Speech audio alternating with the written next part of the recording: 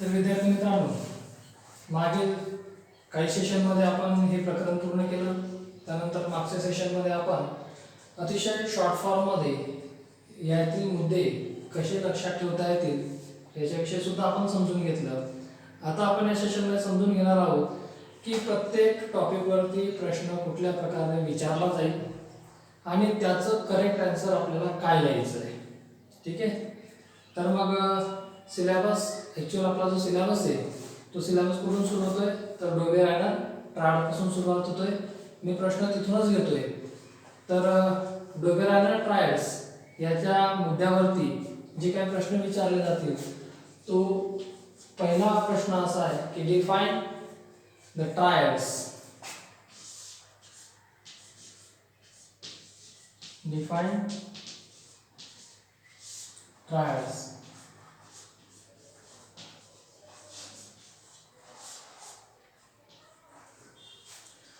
तर मग याची डेफिनेशन लिहिताना अतिशय व्यवस्थितपणे सुटसुटीत आपल्याला लिहिता आली पाहिजे की a group of 3 elements having a similar chemical properties arranged according to their increasing order of atomic mass is called as a triad. त्याला काय म्हणायचं, त्रिक म्हणायचं.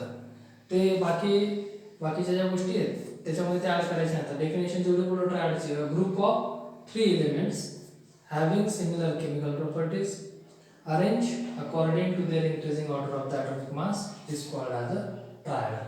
हे झालं ट्रायडच्या बाबतीत. आता या ठिकाणी जर विचारलं असेल तर define triads along with example. तर मग ही डेफिनेशन आणि एक एक्झाम्पल लिथियम सोडियम पोटॅशियम एवढं आपल्याला संक्षिप्तमध्ये लिहिता आलं पाहिजे. मी आता प्रत्येक मुद्दा स्टार करून तर लिहिणार नाही. What are I am going to speak out, you have to memorise, you have to list out the question and the answer. तुम्ही प्रश्न आणि त्याचं उत्तर मी जे काही मुद्दे बोलतोय ते अतिशय सुटसुटीतपणे ते लिहून काढायचे. मग पहिला प्रश्न होता डिफाइन ट्रायड्स. त्याचं उत्तर मी बोललो ग्रुप ऑफ 3 एलिमेंट्स. हे आपल्या नोट्समध्ये सुद्धा आहे. फक्त त्या नोट्समधून ते आपल्याला त्या प्रश्नाच्या सहाय्याने किंवा प्रश्नाच्या दृष्टीने ते उचलता आली पाहिजे. Define triads a group of 3 elements having similar chemical properties arranged according to the increasing order of their atomic mass are called as triads. One example, that is lithium sodium potassium. So okay, second question according to the Dobereiner, that is state rule of Dobereiner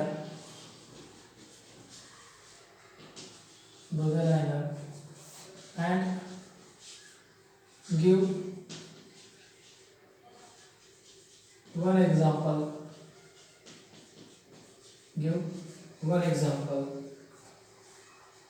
with illustration. आता आपल्याला काय करायचं आहे, rule define करायचा आहे, rule state करायचा, rule लिहायचा आहे. तर मग त्याच्यामुळे ट्रायडची डेफिनेशन लिहायची गरज नाही. डायरेक्ट पहिलं स्टेटमेंट आपलं काय असेल बघा. हा प्रश्न साधारणतः 3 मार्काला जर विचारला गेला तर याच्यामध्ये 6 मुद्दे येणं गरजेचे आहेत. ते 6 मुद्दे कुठले? पहिला रूल कुठला असेल तर जो डोबेरायनरने स्टेट केला. When a group of 3 elements having similar chemical properties arranged according to their increasing order of the atomic mass, the mean of the atomic mass of the terminal element is approximately equal to the atomic mass of the middle element. बघा हे पूर्ण statement व्यवस्थित असायचं, असं लिहिता आलं पाहिजे. Rule आहे तो त्याच पद्धतीने लिहिता आला पाहिजे, त्याच्यात मॉडिफिकेशन चालणार नाही. त्याच्यानंतर दुसरा पॉईंट असेल एक्झाम्पलचा म्हणजे काय, lithium sodium potassium is the triad. Lithium sodium potassium. ठीक आहे, हे एक्झाम्पल लिहून घेतलं. त्याच्यानंतर हेच एक्झाम्पल कशात मांडायचं आहे आपल्याला, या पद्धतीने मांडायचं आहे, टेबलमध्ये मांडायचं आहे. Lithium sodium potassium. ठीक आहे. मग या ठिकाणी त्याचे प्रत्येकाचे ॲटॉमिक मास मांडले. किती मुद्दे झाले? 1, 2 आणि 3 मुद्दे झाले. त्याच्यानंतर चौथा मुद्दा काय करायचा आहे तर या दोघांची मीन आपल्याला काढून दाखवायची, काढून द्यायची आहे.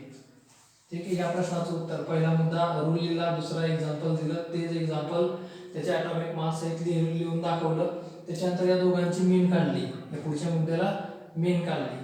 त्याच्या पुढच्या मुद्द्याला ही मीन आणि याचा ॲटॉमिक मास समान आहे हे दाखवलं. म्हणजे 1 2 3 4 आणि 5 पाचवा मुद्दा.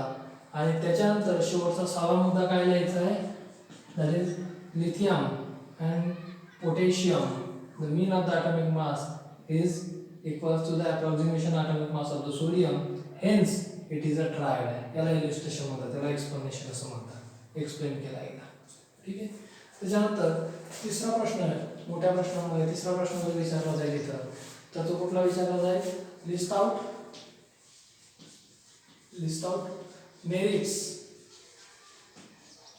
Merits of Dobereiner.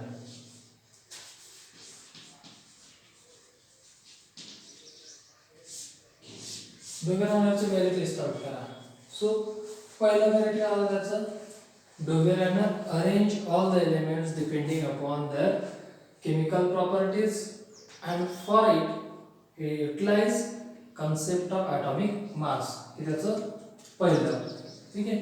त्याच्यानंतर he gave a tabular form for the sorting out the elements. एलिमेंटचं सॉर्टिंग आउट साठी त्याने एक टेबुलर फॉर्म दिला. त्याच्यानंतर दुसरी गोष्ट, he gives a contour rule for his classification. तिसरा मुद्दा म्हणजे बघा, पहिला मुद्दा 2 आणि तिसरा मुद्दा काय, कॉन्क्युअर रूल दिला. त्याच्यानंतर चौथा मुद्दा काय, हे gives statistical or numerical supplementary for his rule. त्याच्या रूलसाठी त्याने न्यूमेरिकल ऑर स्टॅटिस्टिकल सप्लिमेंटरी दिले, त्याने सिद्ध करून दाखवलं की हे असं असं असतं. ठीक आहे. हा तिसरा मुद्दा. आणि चौथा मुद्दा काय असेल बरं, what are the fourth point, मेरिटमध्ये फोर्थ पॉईंट काय असेल, so he try to expand his rule over 2, 3 or 4 triads. त्याने जवळपास 3 ट्रायड्स किंवा 4 ट्रायड्स पर्यंत हा रूल काय करण्याचा प्रयत्न केला, एक्सपांड करण्याचा प्रयत्न केला. साधारणतः 2 मार्कासाठी आपल्याला 4 मुद्दे काय करता आले पाहिजे, लिहिता आले पाहिजे. पहिला मुद्दा, he used the chemical properties for his classification. He used the concept of atomic mass. He said that the chemical properties of the elements are related to their chemical properties. Then he set up the rule, then he expand his rule, he gives the mathematical supplementary for his rule. त्याच्यानंतर पुढचा मुद्दा काय आहे की expand his rule for 4 triads. Successfully 4 ट्रायल्सला त्याचा rule लावला आणि एलिमेंट्स क्लासिफाय केले. त्याच्यानंतर what are the fourth question is demerits of list out the demerits of Dobereiner or explain why the Dobereiner's classification not accepted universally by using an example. Explain why Dobereiner's classification of the elements cannot accepted universally. डोबेरायनरचं जे classification होतं ते universally काय accept झालं नाही का, त्याचे का झालं, त्याचे लिमिटेशन काय होते, त्याच्याबद्दल आपल्याला कमीत कमी 4 ते 5 मुद्दे आणि एक उदाहरण आपल्याला लिहिता आलं पाहिजे. मग पहिला मुद्दा काय आहे की he enable to classify all the known elements at that time. त्यावेळी जेवढे सगळे एलिमेंट्स माहिती होते ते सगळे तो मांडू शकला नाही, ते सगळे क्लासिफाय करू शकला नाही. दुसरं डेमेरिट काय होतं, his law only applicable for those elements having lower atomic mass. ज्यांचा atomic mass लो होतं त्यांच्याच वरती applicable होता. तिसरं मेरिट काय होतं, those element possesses higher atomic mass, they are not going to be obey to his rule. त्याचा rule ते ओबे करणारे नव्हते. किती मुद्दे झाले, 3 मुद्दे झाले. आपल्याला 4 मुद्दे हवे. चौथा मुद्दा आपल्याला कुठला घ्यायचा, एक्झाम्पलचा घ्यायचा आहे. मग कुठला तरी एक एक्झाम्पल घ्यायचं जे आपण सिल्वर, गोल्ड आणि कुठल्या तरी एका याच्यात घेतलं होतं. तर झिंक, कॅडमियम आणि मर्क्युरी हे जरी घेतलं तरी चालेल. त्याच्यानंतर सिल्वर, गोल्ड आणि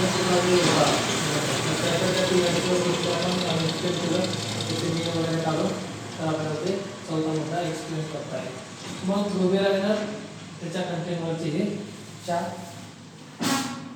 प्रश्न अशा प्रकारे आपल्याला उत्तर देता आली पाहिजे. याखेरीज आपल्याला ऑड मॅन आउट मध्ये प्रश्न विचारले जातील, रिकाम्या जागांमध्ये प्रश्न विचारले जातील, ट्रू ऑर फॉल्स मध्ये विचारले जातील.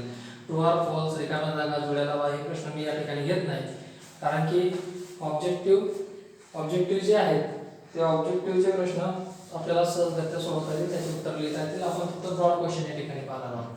दुसरा टॉपिक होता न्यू लाईन्स. ठीक आहे.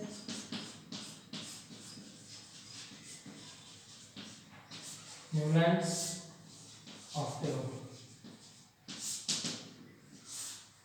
मग पहिला डिफाइन ऑक्टेव्स. ऑक्टेव अष्टक कोणाला म्हणायची?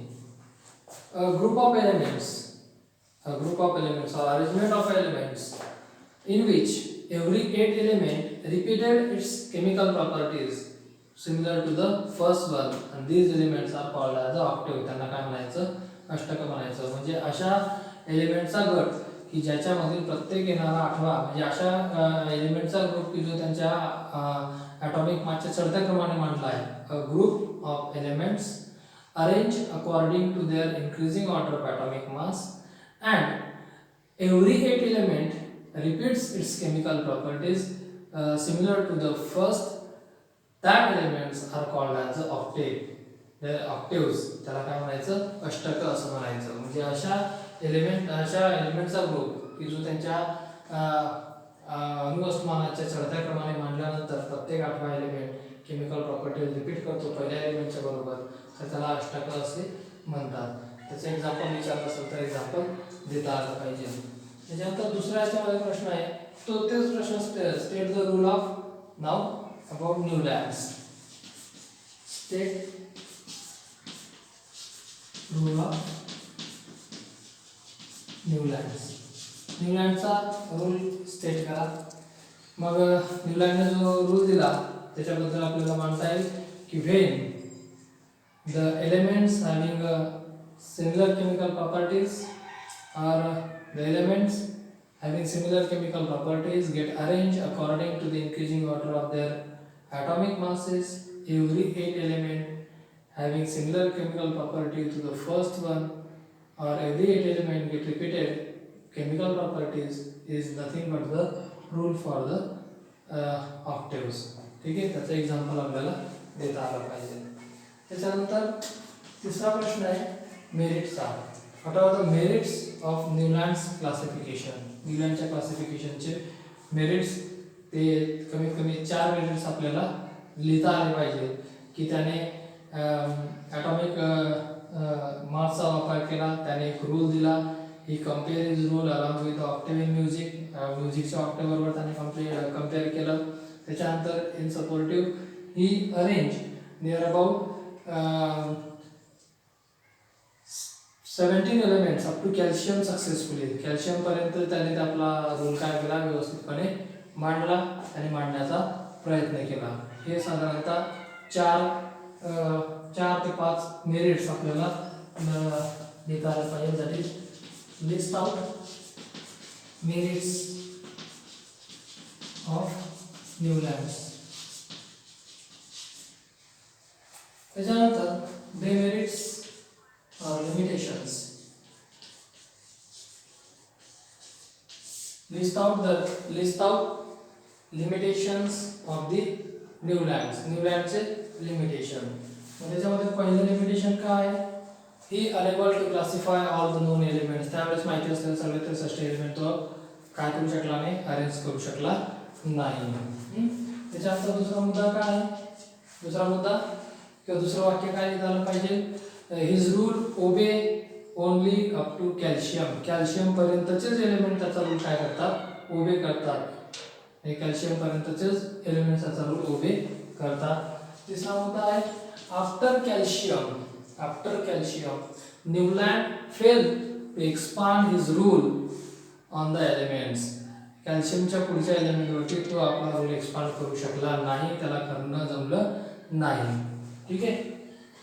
त्याच्यानंतर पुढचं डेमिनेट काय होतं तर फॉर हिज कन्व्हिनियन्सी, त्याच्या कन्व्हिनियन्सीसाठी त्याने 2 एलिमेंट्स एकेका जागेवरती पुट फोर्थ केले. That is caesium and lanthanum, then nickel and cobalt. He place he gives one place to these elements for his convenience. त्याच्या सोयीसाठी त्याने जे दोन दोन एलिमेंट एका प्लेसवरती ठेवले तर हे सर्वात मोठं डेमेरिट होतं.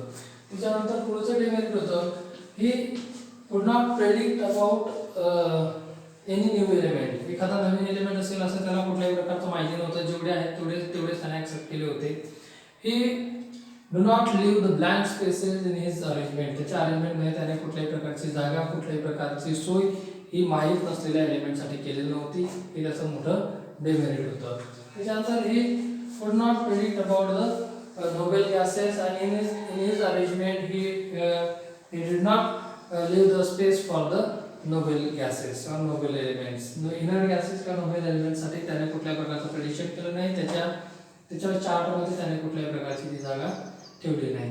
त्याच्यानंतर when he tried to place the elements at that time few elements having a totally different chemical properties are going to be placed in that group. म्हणजे completely वेगळी chemical properties असणारे एलिमेंट सुद्धा त्याने त्या ग्रुप मध्ये place करून टाकले. तर हा पण एक डेमेरिट होता. म्हणजे कमीत कमी 3 आणि 3 6 ने 7 डेमेरिट आपल्याला न्यूलँडचे मिळाले. ठीक आहे. तर मग न्यूलँडचा संपल्यानंतर पुढचा मुद्दा येतो आपला मेंडेलिव्हचा.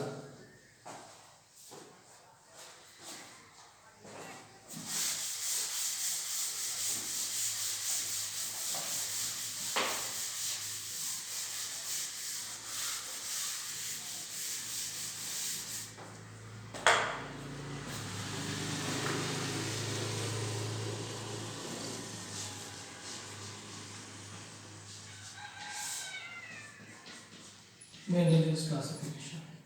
याच्यामध्ये पहिला प्रश्न आहे state the rule.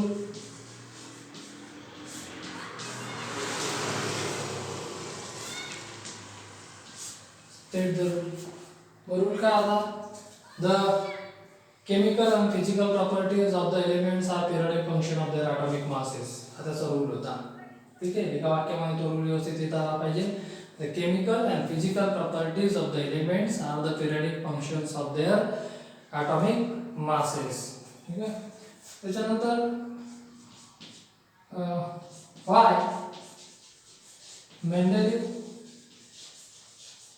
Mendeleev successfully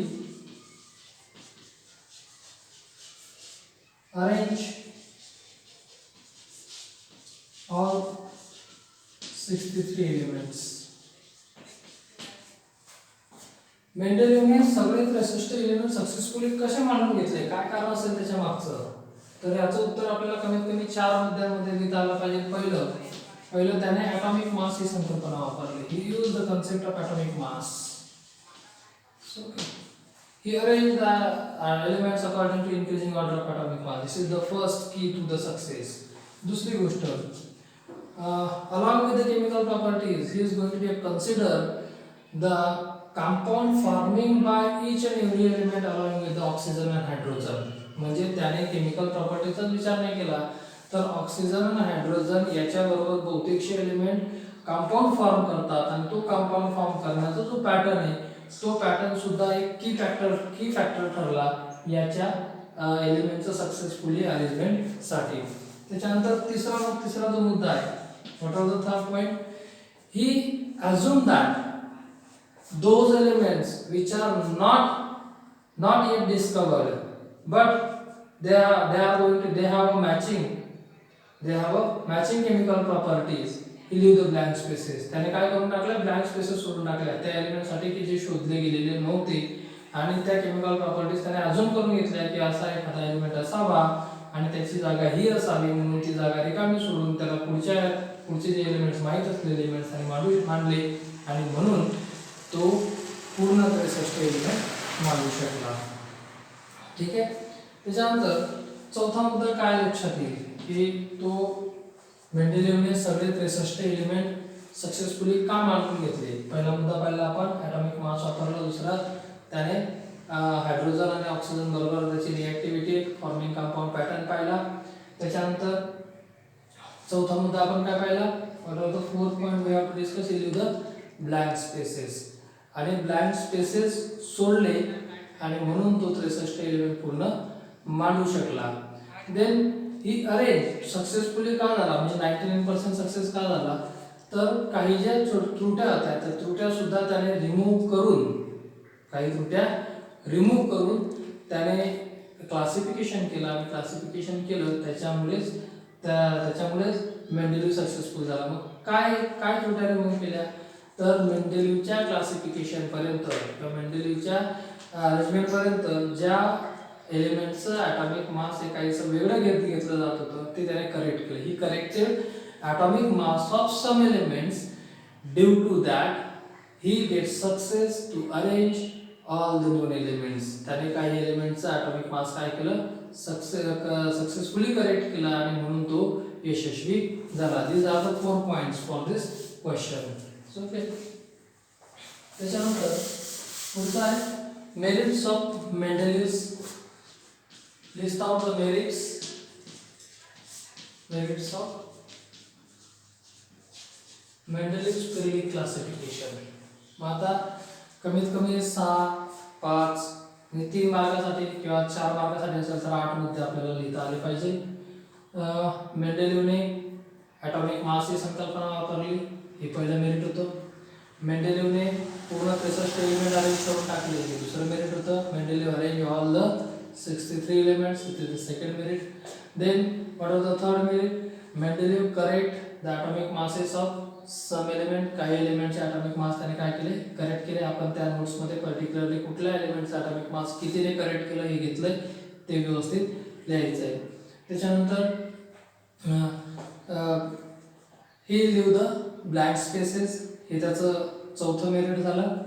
त्याने फक्त ब्लँक स्पेसेस सोडल्या नाहीत. Neither leave the blank spaces, not only leave the blank spaces but also he predict about the elements. त्याने त्या एलिमेंट बद्दल प्रेडिक्शन मांडलं किंवा प्रेडिक्शन केलं. त्याच्यानंतर 5वं मेरिट काय असेल की he do not predict about the noble gases but when they discover they easily get fixed in a Mendeleev's periodic table without any disturbance. त्याने नोबेल गॅसेस विषयी कुठल्याही प्रकारची मांडणी केलेली नव्हती, तरी सुद्धा त्याच्या पिरियडिक टेबलचा जास्त विस्तार न करता नोबेल गॅसेस काय करता आले, मांडता आले. ठीक आहे. अशा पद्धतीने 5 ते 6 अजून 2-3 कुठे सापडले तर ते, म्हणजे आपल्या नोट्समध्ये जर सापडले तर ते तुम्ही लिस्ट आउट करायचे आहेत. अशा 6 मुद्दे आपल्याला लिहिता आले.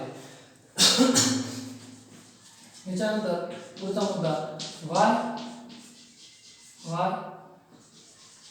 Mendeleev's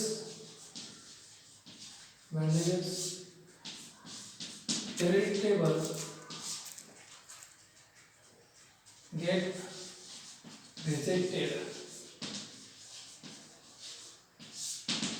रिजेक्ट का झाला, रिजेक्ट होण्याची कारण काय? मग कमीत कमी इथे पण आपल्याला 5-7 मुद्दे आपल्याला लिहिता आले पाहिजे. मग पहिला मुद्दा काय लिहिता येईल आपल्याला की Mendeleev do not or Mendeleev unable to explain the periodicity, cause of repetition of chemical properties.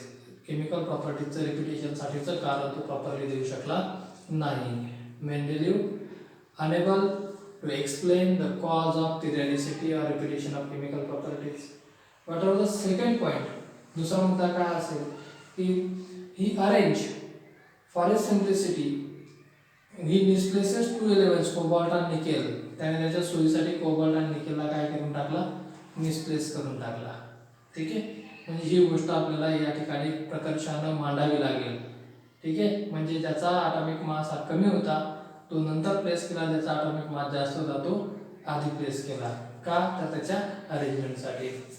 त्याच्यानंतर तिसरा मुद्दा, metal, non metals and metalloids not properly segregated arranged in the Mendeleev's periodic table. मेंडेलिव्हच्या पिरियडिक टेबलमध्ये metal, non metal आणि metalloid हे properly segregate केलेले होते, separate केलेले नव्हते.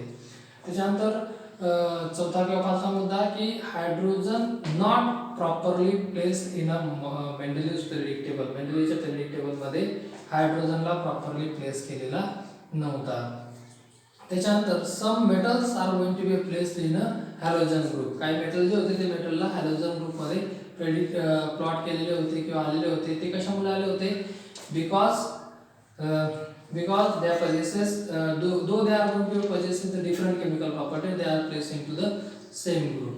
आणि त्याच्यानंतर मग एक सर्वात मोठा अजून एक डिसएडवांटेज का डिमेरिट त्याचा असा होता, isotopes are going to be secure distinct places in the Mendeleev's periodic table due to the atomic mass, and though these isotopes have a similar chemical properties असून सुद्धा isotopes हे वेगवेगळी जागा सिक्युअर करत होते आणि हे सुद्धा त्याचं एक मोठं डेमेरिट होतं. ठीक आहे. This is all about the demerits of Mendeleev's periodic table. 7 ते 8 डेमेरिट आपल्याला लिहिता आले पाहिजे. त्याच्यानंतर प्रश्न विचारला जाईल, what is the contribution of the Henry Moseley in the classification of the element? Contribution of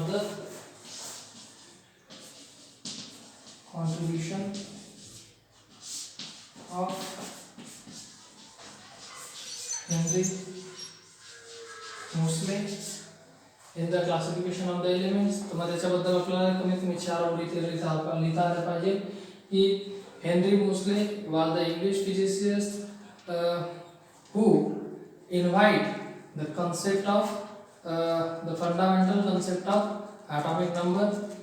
Moseley is that scientist who made so many experiments on X-ray chromatography, or by using that he proved that the atomic number is the most fundamental property rather than the atomic mass. It's okay. He is going to be explain the atomic structure in very well manner. Experimentally he proved that atomic number is the fundamental factor which affect the chemical and physical property of the element. असे 4 वाक्य याच्यावरती आपल्याला Henry मोस्लेच्या contribution बद्दल लिहिता आले पाहिजे. त्याच्यानंतर modern periodic table. Okay. मग याच्यामध्ये पहिला जो प्रश्न विचारला जाऊ शकतो, explain the external skeleton of modern periodic table.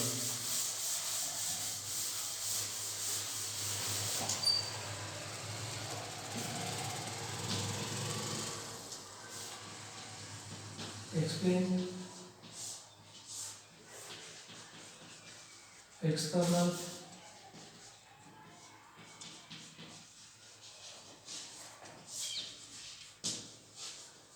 skeleton of modern periodic table.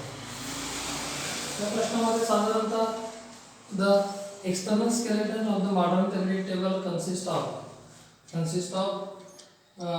7 periods, 18 groups, 2 series and 4 blocks. Okay. म्हणजे जास्त काही याच्यामध्ये लिहिण्यासारखं नाही. जर हा 2च मार्काला प्रश्न असेल तर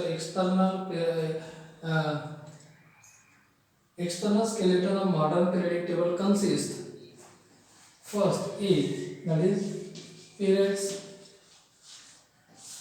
that is horizontal rows or horizontal lines. B, that is groups,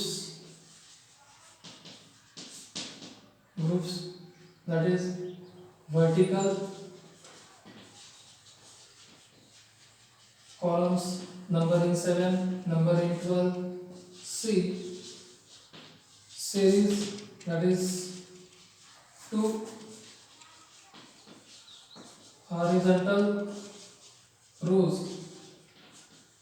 situated at bottom of MPT, that is lanthanide and actinide.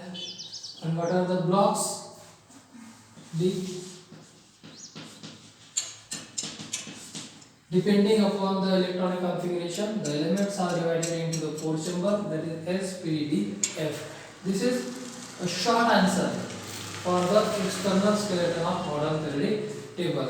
Now if the question is going to be asked, explain periods of MPT. तर मग याच्यामध्ये आपल्याला काय काय लिहायचं. पहिली गोष्ट आपल्याला डेफिनेशन द्यायची. We have to define the period. The horizontal rows in a modern periodic table or horizontal lines in the modern periodic table are called as a periods. त्याच्यानंतर दुसरं वाक्य, there are 7 periods in a modern periodic table numbering मग पहिलं definition, दुसरा मुद्दा quantity, तिसरा मुद्दा काय झाला, they are numbering from 1 to 7 from top to bottom, 3 मुद्दे झाले. त्याच्यानंतर first period containing 2 elements is the shortest period. Second and third contains each of 8 elements called as a short period. Then fourth and fifth each of contains 18 elements are called as a long period. Then sixth period contains 32 elements called as the longest period, and whatever the seventh period contains 7th period is incomplete and recently it is going to be completed. These 7 statements are essential to complete to explanation of the periods of modern periodic table. Similarly, a question,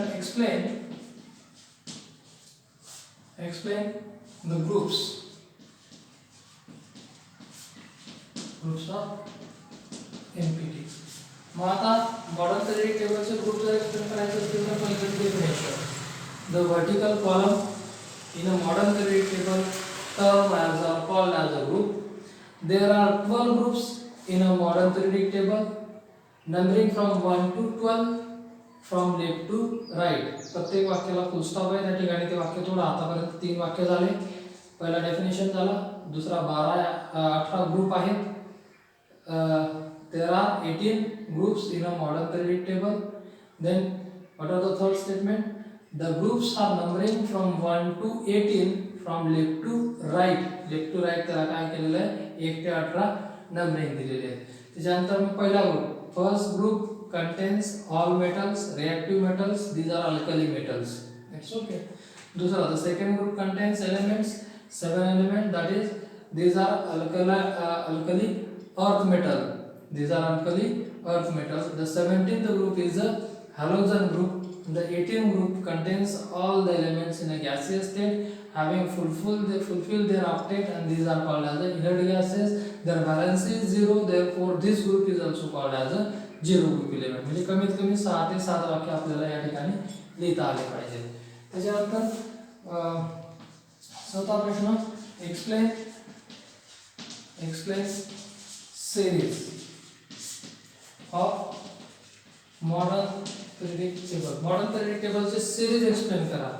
तर त्याच्याबद्दल पहिले definition, there are 2 horizontal rows situated at the bottom of the modern periodic table which are the member of group 3 and period 6, group 3 and period 7, containing each of 15 elements along with the lanthanum, along with the actinum.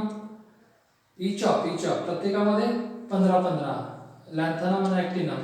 These are called as the actinides and lanthanide and actinide.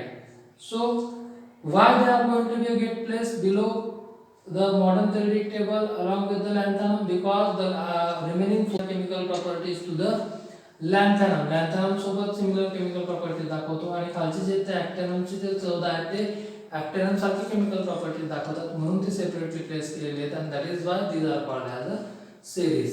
त्यांना लॅन्थनाइड series आणि actinide series असं म्हटलं जातं. त्याच्यामध्ये 2 वाक्य आपल्याला अजून add करता येतील. This series belongs to egg block elements. It's okay. All these elements are also called as the inner transition elements. Inner transition element त्यांना म्हणता येईल, because their outermost 3 shells are incompletely filled. त्यांच्या बाह्यतम 3 कक्षा ज्या आहेत त्या अपूर्ण आहेत आणि म्हणून त्यांना inner transition elements असं सुद्धा म्हटलं जातं. This is all about the series. Then fifth question, explain about blocks. मग blocks ची definition काय आहे? The compartment or the chamber of a modern periodic table in which the elements are going to be divided into four chambers according to the electronic configuration that each are called as a block. There are 4 blocks, that is S, P, D and F. Those elements having completely or incompletely full of s orbit in their electronic configuration, these are called as a s block element. First group, second group, hydrogen and helium, these elements are belongs to the s group. Now the P block, the elements whose P orbit is incompletely or completely filled, these elements are called as the P block elements. Generally, S block elements are normal elements. P block elements are also normal elements. These are called as the normal elements. From group 13 to group 18, these are the normal elements. ते काय normal elements आहेत. त्याच्यानंतर त्यांची valency त्या valency बद्दल पण म्हणता येईल. The halogen group is also contained by the P block element. P block is the block which contains metal, non-metal and metalloid. Metal, non-metal and metalloid. त्यांची व्हॅलेन्सी 3 पासून 0 पर्यंत फ्लक्च्युएट होताना आपल्याला दिसते. This information could be placed in a P block. त्याच्यानंतर D block is the block middle portion of the modern periodic table. Modern periodic table चा हा middle portion है D block which contains all metals. These elements are inner transition elements because their outermost two shells are incompletely filled. All the elements from that block whose electronic configuration have incompletely filled of the d orbit, therefore they called as a d block element. So last one is a block. A block बद्दल काय सांगता येईल? Those elements whose outermost three shells are incompletely filled, these elements are called as the A block elements, or the elements whose f orbit is completely or incompletely filled are called as a block element. The elements belongs to A block are most of the synthetic or short-lived yet synthetic yet. They are radioactive elements. The radioactive elements आहेत. असं सगळं या A block बद्दल सांगता येईल. These are inner transition elements. हे झालं आता एक्सटर्नल स्केलेटल बद्दल आणि त्याच्यावरच्या उत्तरांबरोबर. म्हणजे कमीत कमी 5-6 ओळी येतात बोललोय भरपूर. तुम्ही ते लिहून घ्या. आता शेवटचा जो भाग बाकी आहे तो आपण पुढच्या लेक्चरमध्ये घेऊयात, कारण की एकत्रपणे तुम्हाला एवढी उत्तरं लिहायला जड जाईल. तर याचं सगळं व्यवस्थित ऐका. उत्तरं कशी लिहायची आहेत, किती मुद्द्यांमध्ये लिहायची आहेत, मुद्दे कसे असले पाहिजे, शब्द कसे असले पाहिजे, त्याच्याबद्दल सगळं समजून सांगितलं आहे. व्यवस्थितपणे प्रश्नांची उत्तरं लिहा आणि परीक्षेला सामोरं जातोय याच पद्धतीने स्टडी करा. धन्यवाद.